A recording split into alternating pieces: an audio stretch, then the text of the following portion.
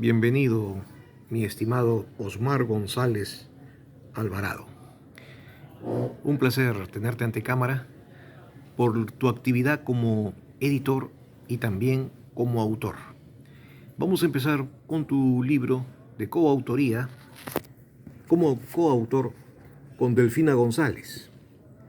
Osmar González Alvarado, Delfina González del Riego, con un libro con un título muy poco investigado, El intelectual editor y el doble valor del libro en el Perú.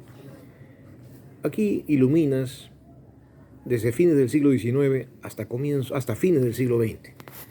¿Ha sido muy intensa esta investigación? Nos reunimos con Delfina, que ella es historiadora y trabaja en la Biblioteca Nacional, experta en temas de conservación, para, para tratar de entender el papel del intelectual en su relación con la edición de libros.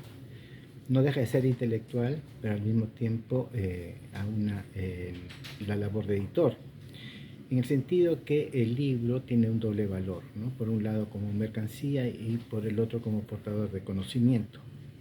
En tanto, mercancía es parte de un mercado, es un objeto que se vende y se compra, se oferta, y su lugar representativo, simbólico, es la librería. En tanto, objeto de portador de conocimiento es el que nos da información, nos humaniza, al mismo tiempo nos entretiene y mejora nuestro criterio estético con la literatura, la poesía.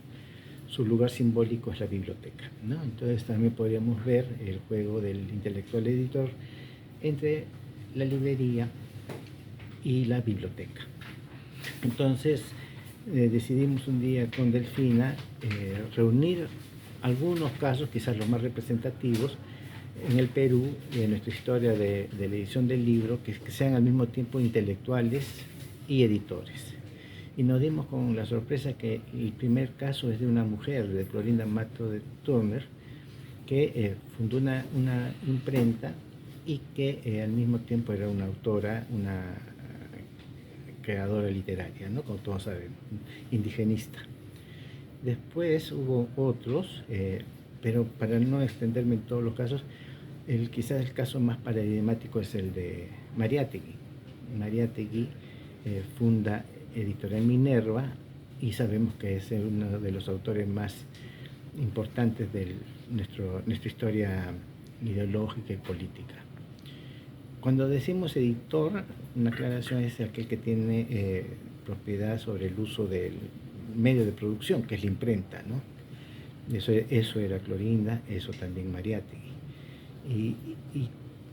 Y al mismo tiempo, revisando sus biografías, nos enteramos de las angustias que pasan como editor y también como autor, ¿no? Entonces, entran a la editorial, al trabajo editorial también como una manera de proveerse recursos también, no solamente la vocación que existe, literaria o intelectual, sino también es una forma de procurarse recursos. En el caso de Mariátegui, recordemos que luego de su regreso al Perú, después de estar en Europa, regresa en 1923 y en 1924 le amputan una pierna, entonces queda con condiciones disminuidas.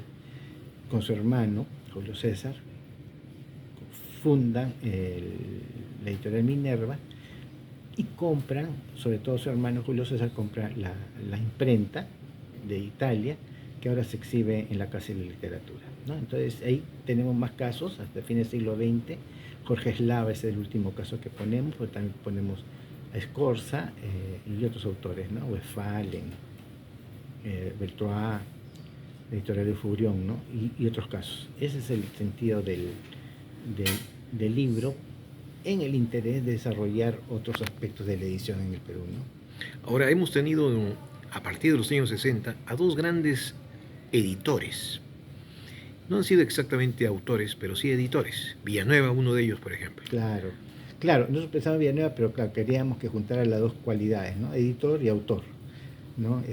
Mejía Vaca también, por Mejía ejemplo, Vaca.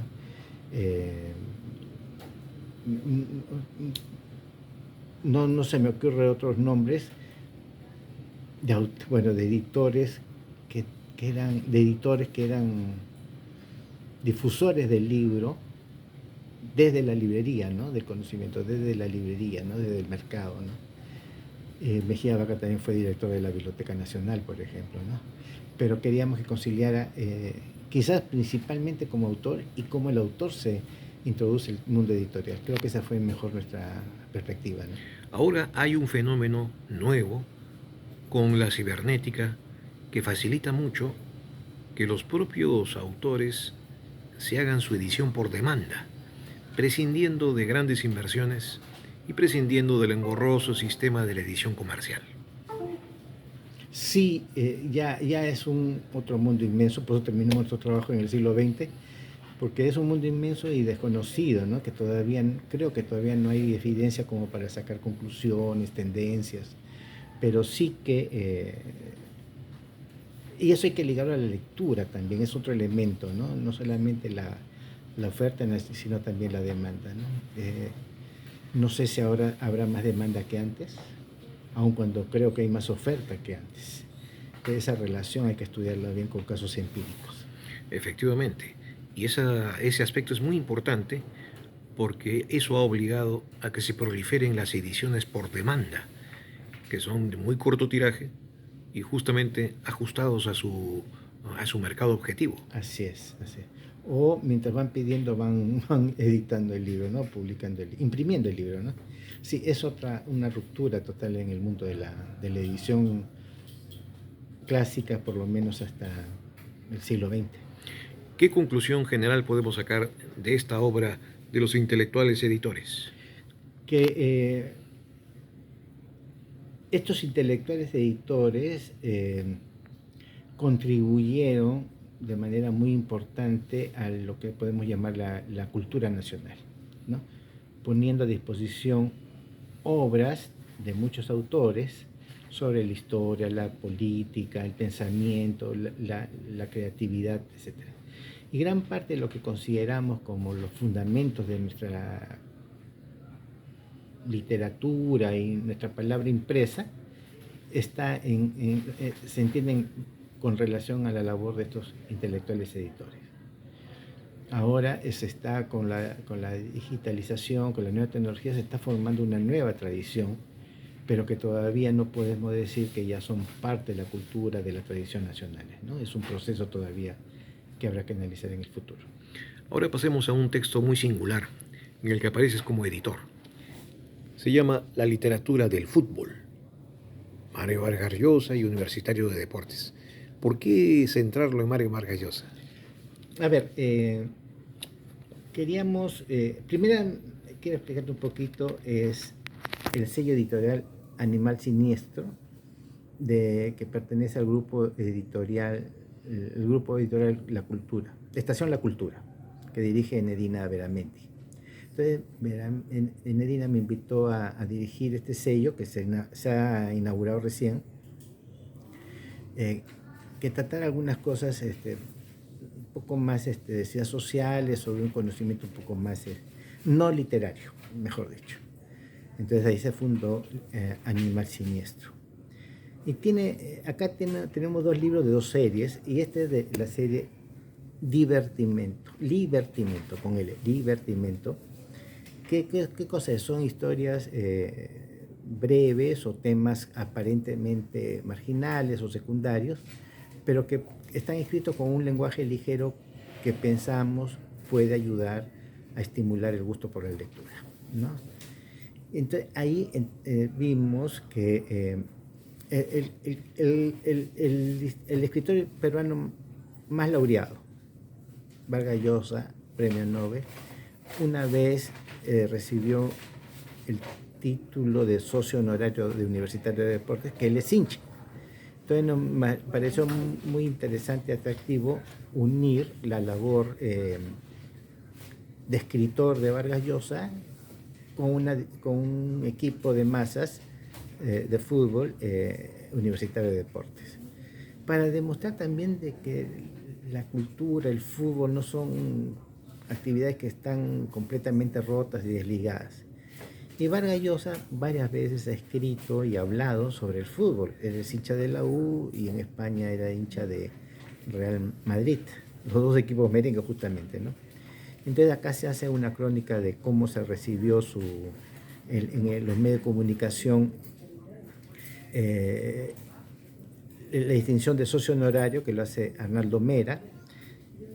Gonzalo García Bedón hace una crónica muy bonita de la relación entre el fútbol y la vocación o la pasión de Vargas Llosa por este deporte. Junta cosas de su biografía, cosas muy bonitas. Y Agustín Prado analiza cómo el fútbol está presente en los cuentos y en las novelas de Vargas Llosa. Por otro lado, ya existe una literatura muy interesante de carácter teorético sobre el fútbol. Exactamente, ya tiene sus ideólogos del fútbol, ¿no?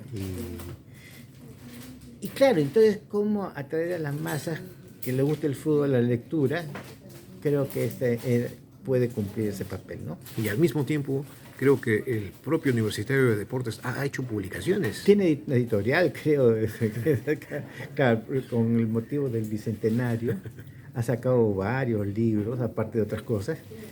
Pero me parece interesante, ¿no? Que se haya retomado de alguna manera, porque yo, por ejemplo, encontré un libro en mi biblioteca familiar, ¿no? Que heredé, un libro de César Miró sobre la historia de Alianza Lima, el origen de Alianza Lima, un libro chiquito. Y en realidad ese fue el libro que me inspiró para sacar este libro. ¿Quién no conoce a César Miró? Todos vuelven, ¿no? Claro. ¿Y quién no conoce ahora a Vargas Llosa, aunque sea lo ha visto en pantalla, ¿no? Cierto. Entonces, entre lo erudito y lo popular hay estos vínculos que se unen por medio de la escritura, ¿no? Y por otro lado, la escritura ayuda en este campo a también recuperar la historia de los equipos de fútbol que se han extraviado y se han olvidado. Claro, porque las identidades futbolísticas también son identidades culturales, ¿no? Surgen en una sociedad, en ciertos códigos, cierta manera de ver el mundo, y hay que recuperar parte de nuestra historia. Como un deporte tan masivo, tan importante, pueda ser despreciado de una expresión, como expresión de un mundo popular y no solo popular, ¿no? Esto es parte de la descentralización de la cultura fuera del ámbito académico. Exactamente, exactamente. Pero la idea es también que a partir de la lectura el lector tenga las herramientas para leer otro tipo de textos también, ¿no? Como introducción. Claro. Ahora pasemos a un texto... Como puente, digamos. Como puente, Como ¿no? puente, sí. Pasemos a un texto muy sugerente.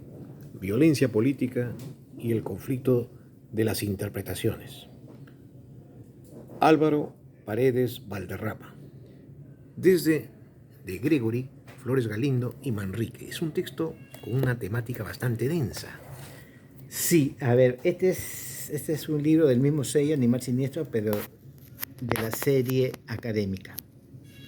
La serie se llama Académica. Y este libro inaugura esa... En realidad los dos libros inauguran cada uno su serie, ¿no? Divertimiento, el del fútbol, y Académica, el de la violencia política y el conflicto de las interpretaciones.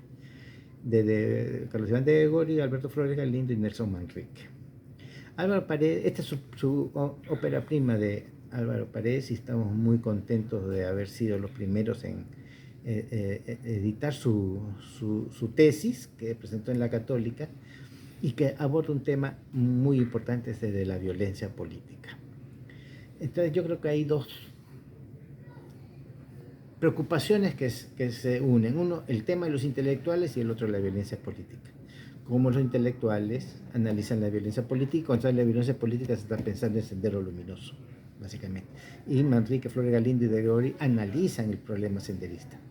Pero Álvaro va algo más allá, en algo que yo califico, describo como una sociogénesis del esquema de dominación del indio, porque él parte desde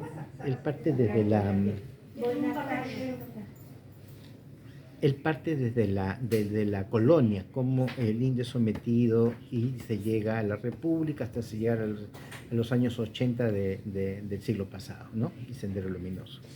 Pero en ese trayecto que va viendo Álvaro, que es una lectura a partir de un concepto beberiano muy fuerte, que es el de legitimidad, como el campesino indígena a veces considera legítima la dominación y a veces se revela, ¿no? Entonces, cuando se quiebra el criterio de legitimidad, el campesino se revela, y eso de acuerdo a circunstancias específica, ¿no? Pues parte de la colonia y llega hasta la República en 1980.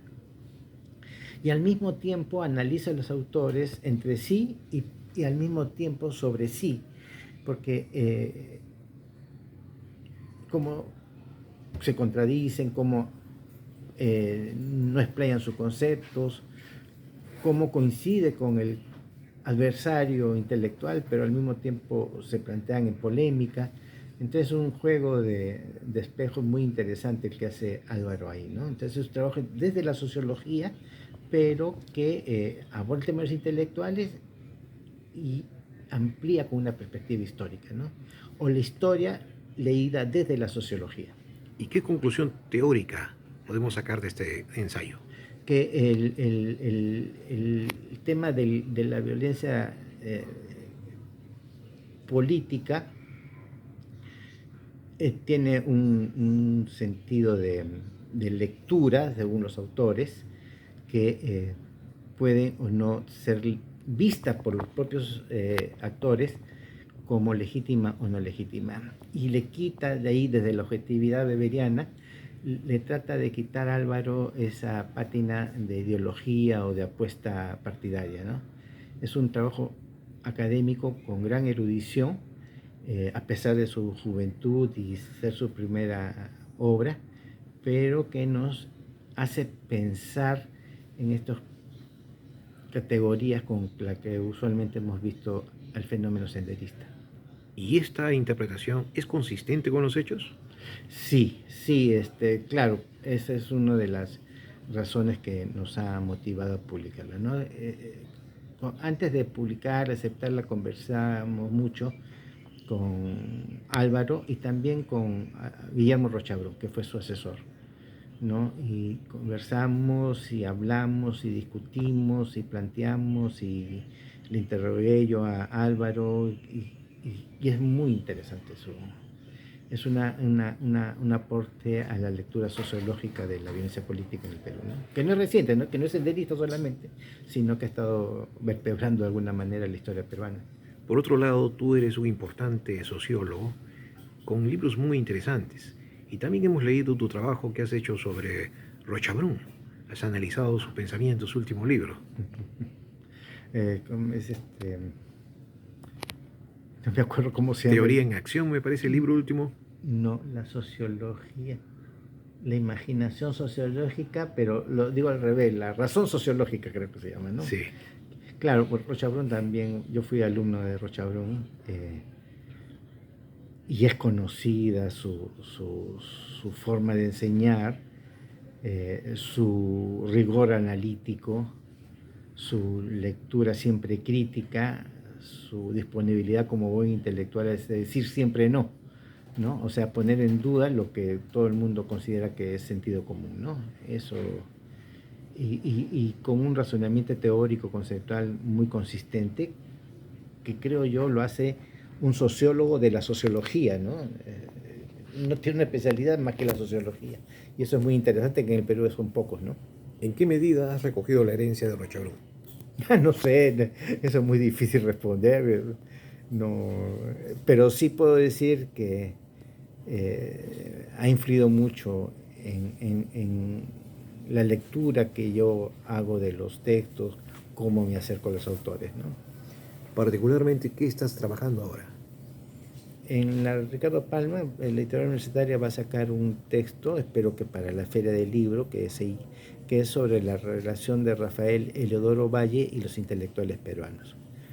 Rafael Eleodoro Valle era un autor muy importante, un polígrafo de principios del siglo XX hasta mediados del siglo XX, hondureño, que por razones usuales en nuestros países se va a vivir en México. México, el gran receptor de los exiliados, ¿no? Y vive mucho tiempo en México, después regresa a Honduras, es una relación de ida y vuelta por las democracias inestables de nuestros países.